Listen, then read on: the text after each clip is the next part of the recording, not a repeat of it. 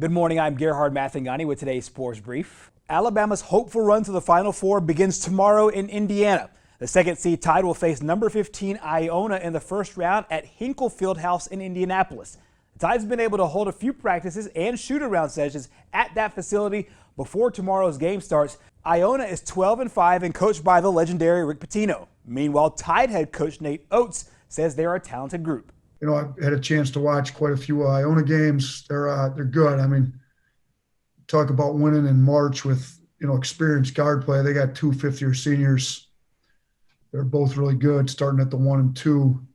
They've got a freshman big that's got SEC size, and he's gotten significantly better throughout the course of the year. And then obviously they're coached by Rick Pitino, who's going to do a great job. He's one of the Hall of Fame coach, one of the best coaches in the history of the game. So coaching staff's going to have to make sure we're on top of our game as well. Experience in big games is a big advantage for Alabama, and Coach Oates will lean on that maturity to help the team handle the pressure of playing in the big dance. I think you got to pump them up with a ton of confidence.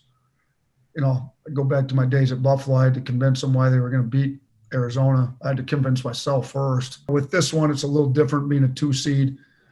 The first round, you got to make them aware of the fact that Iona is more than capable of beating us, which I think we got a mature group that'll understand that.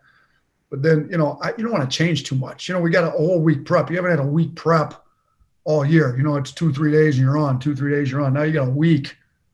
Well, coaches can do a lot of tinkering in a week, which I think would be kind of stupid. So I think we're playing well for a reason. Let's go with what got us here. Let's pump a bunch of confidence into them. Let's stay sharp.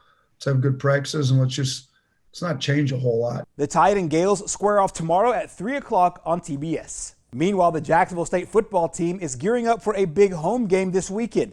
The Gamecocks will host Southeast Missouri in what will be a milestone for the university, the 400th game at historic Burgess Snow Field. It's kind of special with it being the 400th game, and to put that in perspective, it's not like other sports where you're playing so many games in a year. I love to look back and see what the stadium looked like, in the first season, and you see the pictures of the wooden bleachers and things like that, and then see how it's progressed into what it is now. And it hadn't been a short time, the home side and the new press box got done, so we've been able to enjoy that. So just the history of the football and the people that's come through playing, the people that's come through and been fans, you just know how special that is. A lot of places don't have that, and I think JSU is a special place, and I think the people that went here, they kind of know that, and it's like I said, not something to be overlooked. It's a blessing for sure. The Gamecocks and Redhawks kick off Sunday at 3 o'clock on ESPN+. And that wraps up your sports brief. Our program continues next.